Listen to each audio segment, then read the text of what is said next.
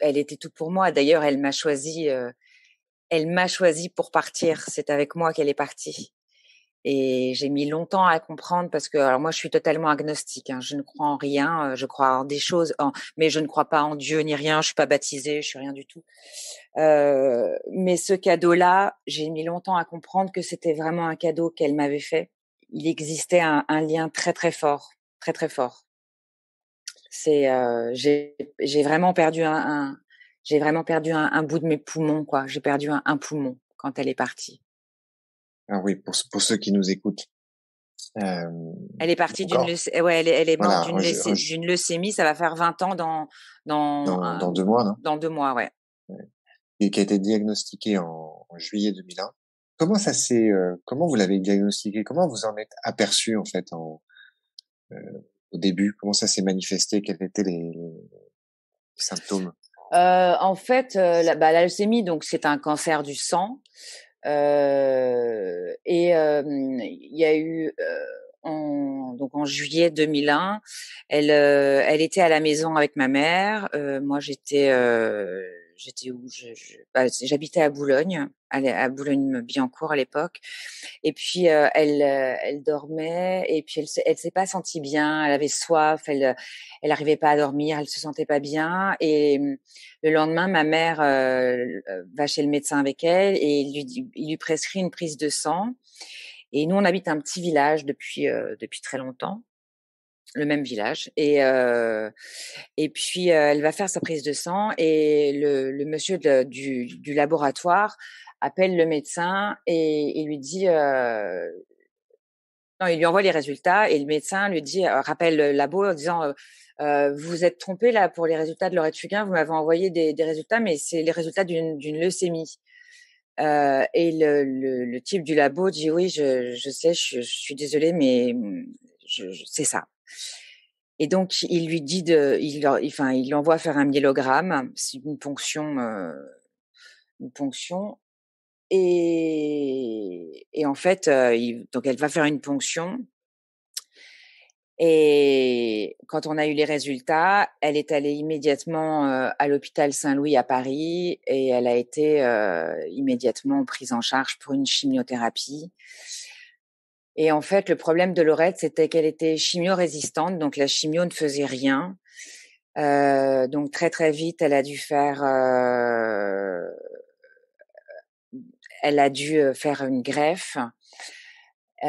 Sauf que la greffe n'a pas fonctionné. Enfin, la greffe a fonctionné, mais elle a fait ce qu'on appelle, bon, je synthétise hein, parce que c'est sur 10 mois, elle a fait ce qu'on appelle une GVH, c'est-à-dire que le greffon contre l'autre, elle a fait une GVH intestinale et que c'est parti en cacahuète très très vite et elle a fait une hémorragie et voilà. En fait, la greffe a pris, mais son corps a rejeté le tout et puis voilà, c'était terminé. Elle a fait des convulsions à la fin. Elle a fait une hémiplégie et puis son corps a lâché parce qu'au bout de 10 mois, elle en pouvait plus et puis voilà. Et ça a fait en 10 mois et quelques jours, c'était fini en fait.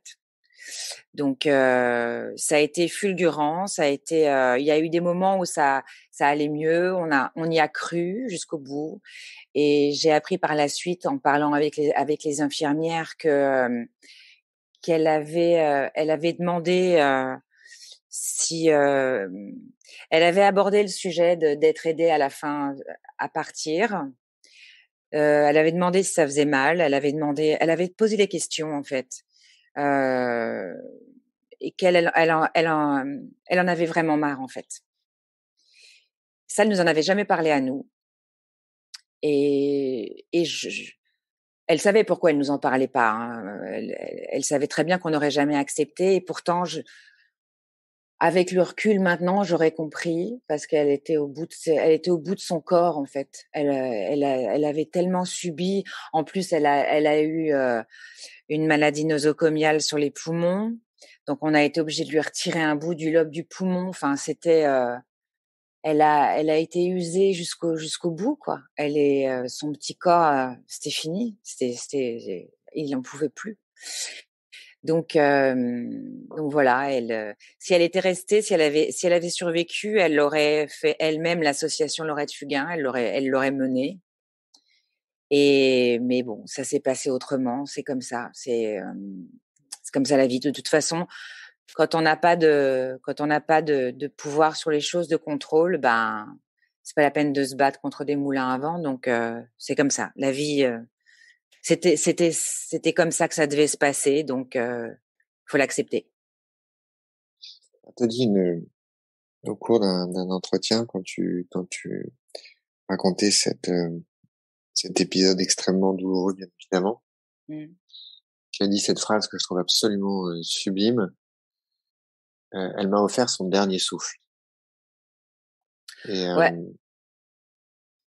Ouais, parce que j'étais avec elle quand, donc quand elle est partie. On faisait des relais, et je suis remontée, j'avais fait une pause avec mes meilleurs amis qui étaient venus et je suis remontée, je me suis donc je me mets à côté d'elle et je lui dis, «Ben, si tu as besoin de quelque chose, voilà, je suis à côté, tu lèves la main». Enfin, on fait toujours un peu d'humour parce que j'avais une phrase comme ça qui disait, «L'humour est la politesse du désespoir». Donc, dans ces cas-là, forcément, tu es très poli et je m'assieds à côté d'elle et puis, je me base donc sur sa respiration et puis, se passe, je pense, je sais pas, 5-10 minutes. Je feuilletais un magazine, évidemment, dont je ne regardais absolument pas, ce qu'il y avait dedans puisque j'étais incapable de lire et puis au bout de, ouais, 5-10 minutes, je n'entends plus que ma respiration et je bondis sur son lit et en même temps que je lui demande,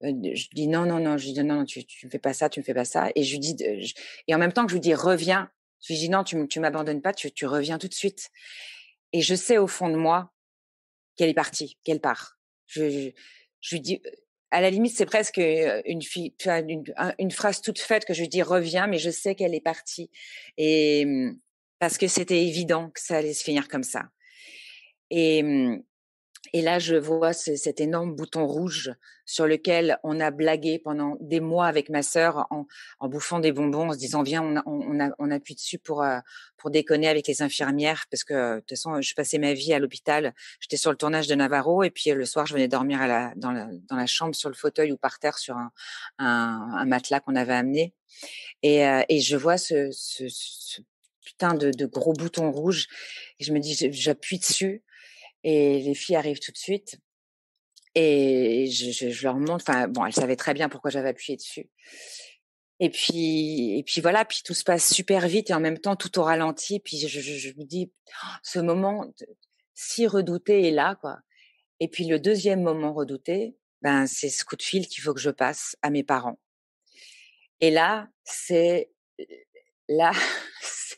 c'est l'enfer, c'est qu'est-ce que je dis? C'est quels sont les mots que je vais prononcer et qui vont même pas sortir de ma gorge. J'ai même les cordes vocales m'ont abandonnée comme ma sœur vient de m'abandonner, en fait. Il y a plus rien. Je suis morte à l'intérieur, mes cordes vocales ont foutu le camp, j'ai plus rien. Voilà, tout est HS et et il faut que je fasse, c'est comme si mon téléphone d'ailleurs faisait le numéro, j'étais en autopilote, en fait.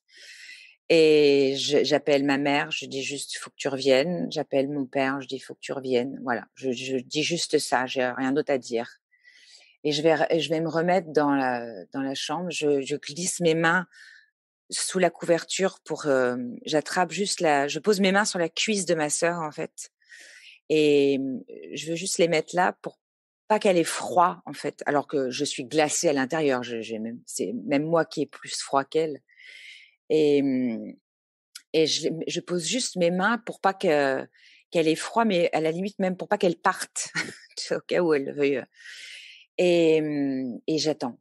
Et je me souviens que j'ai, celui qui allait être mon mari qui est là aussi dans la pièce et qui pose ses mains sur moi, sur mes épaules et je à ce moment-là, je ne supporte pas ses mains. Il a ses mains sur mes épaules et le pauvre, il y est pour rien. Mais je ne supporte pas à ce moment-là qu'on me touche. Je voudrais être toute seule avec elle. Je ne supporte pas le contact de quelqu'un sur moi. Je voudrais que tout le monde se barre. Je voudrais être seule au monde avec elle. qu'on ne me vole pas ce moment-là.